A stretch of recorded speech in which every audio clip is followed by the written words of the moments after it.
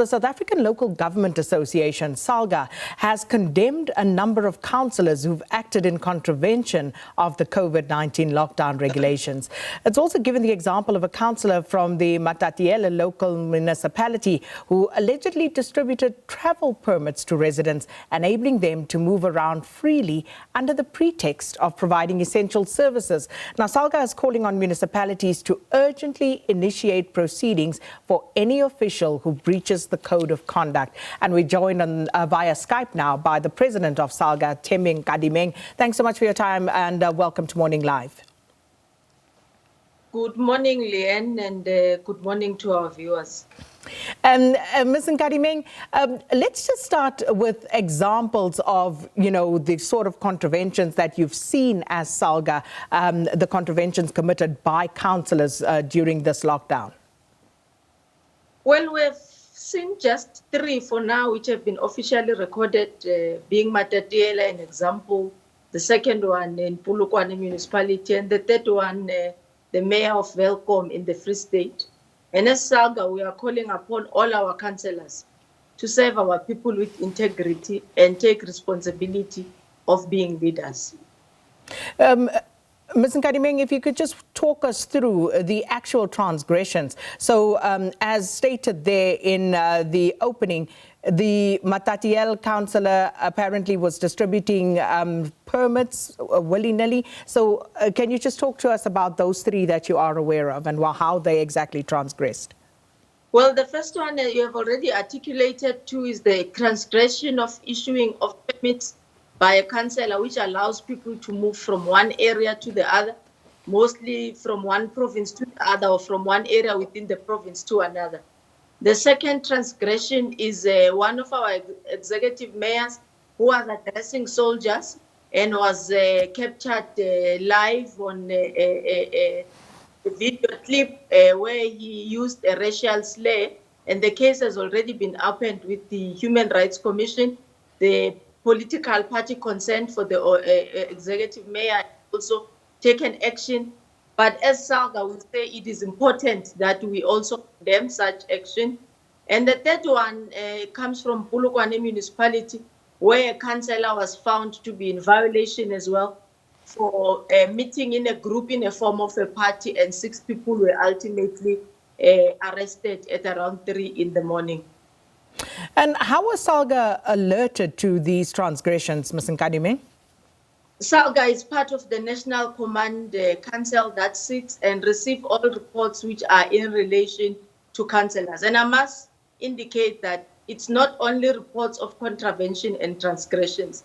Councillors, executive mayors are up and about all over the country, sanitizing taxi rank, ensuring social distancing at queues, providing food for the homeless, doing a lot of hard work. Out of 9,300 cases, 257 municipalities, only 3 cases have been recorded. So we urge them to continue with the good work, and we will make sure that the code of conduct councillors is employed and used for the 3 transgressions that has been reported at the National Command Center already. So, Ms. Nkadimeng, as you say that mayors and councillors are out and about doing work during this time, last night I got a message stating that the mayor of Incandela, who is the KZN IFP chairperson as well, Thembi Nkadimeng, was actually arrested in Incandela while doing work with the vendors in that town. Are you aware of that? Well, we get our updates as the recording of the National Command Center. That report has not yet reached our office, but obviously because the Command Center operates 24 hours, they do morning feeds, during the day feeds and evening feeds. We will then be able to incorporate that, investigate and assist where necessary. And we join our hands to make sure that all this is done in the interest of our people. So I'll park that one there since you don't have that information yet, but hopefully we can come back and update that situation once there has been developments, because the IFP is accusing the ANC of basically being selective. Well, maybe they're not going directly at the ANC, but they're saying this is political bullying and it is totally uncalled for, because the mayor was distributing food parcels to street vendors who were affected by the drop in sales. And they lament here the selective enforcement of the ever-changing regulations and say it's double standards. So, but as I say, let's park it there because you don't have that information. Let's park it. As soon as we get updated from the command center, we'll look into the issues that are being raised and intervene accordingly. Thank you for that. Now, with regard to the contraventions that you mentioned earlier, where are those investigations, and has SALGA initiated any further action thus far? SALGA cannot initiate as an association, but what SALGA does is to ensure that the three involved municipalities must be assisted to utilize their code of conduct, which is enshrined in our Municipal Systems Act, that each and every councillor needs not to act in disrepute, but also have to act in the interest of their people and the people of South Africa in general. It is a process that must be initiated by the Speaker of Council and with the assistance of a local MEC, meaning the MEC of Cooperative Governance and Traditional Affairs in that province, in the absence of council, because because of the rules and the Disaster Management Act and the regulations against COVID-19, councils are suspended to sit. But the process can be initiated by the Speaker with the person involved or the councillor involved, and be finalized by the Office of Cooperative Governance in provinces where appropriate action have to be taken against and based on the merit of a case that has been presented to that MEC in the province. And just looking at the seriousness of these transgressions, can you just explain to us what it means to have contravened both the Disaster Management Act and the Code of Conduct for councillors? Well, it is serious, Sakina, for every public official, barriers and councillors included. I mean, we have seen the action that the president has already indicated in a country in one of our public office bearers. And we have been assured, and we are supposed to ensure that we do the same in the sphere of making sure that our public representatives, who are councillors in this instance, are respectful and make sure that they abide by the rules that have been set by the Minister of Cooperative Governments and Traditional Affairs. So as councillors, it is more important because we are a sphere closer to the people. So we resemble the leadership and we resemble the character of what our people needs to portray. So if we are the first ones who do not abide by the regulations, the likelihood of our community members mirroring what we are is very high. Ms. Nkadimeng, we had the announcement by the President last night about the extension of this current lockdown. And obviously, this is going to impact everybody. And as you say, this is the sphere of government that is at the coalface. It is right where the people are. So is there any sort of relief, any form of relief that has been discussed for people at this stage?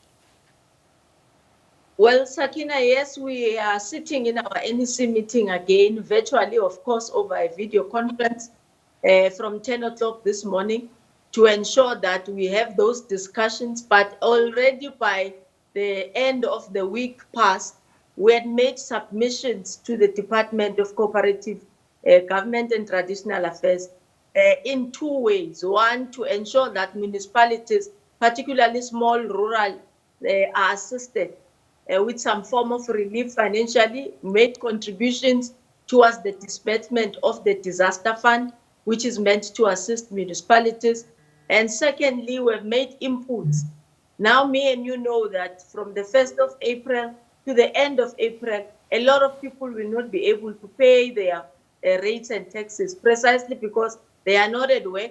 They may not be receiving their income as they normally do. What the form of relief that we could, as government, assist our people to make sure that they are able to get relief with regard to rates and taxes. We are in our meeting also preparing to write and notify ESCOM that they will not be permitted to cut any municipalities of electricity, because that does not cut a municipality but cut directly a resident who is residing in that particular municipality. So I hope that we will be able to reach one another. We're aware there are struggling municipalities around Mpumalanga, governing municipalities with the energy cuts, and we are sitting together in our NEC to make sure that we deal with these cuts both in water provision, extension, and make sure that the life of a South African under this lockdown is made better. And just a final question, Ms. Nkadimeng, we see people making sacrifices all over the show, leaders trying to lead by example by taking pay cuts and the like. Can the same be expected from the municipal level representatives?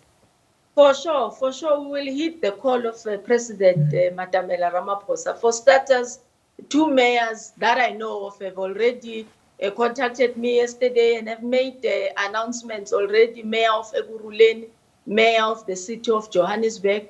The President of SALGA will undoubtedly join the call of 30% cut to a salary and make sure that we make a contribution towards the development of our people. But it is not an individual cause.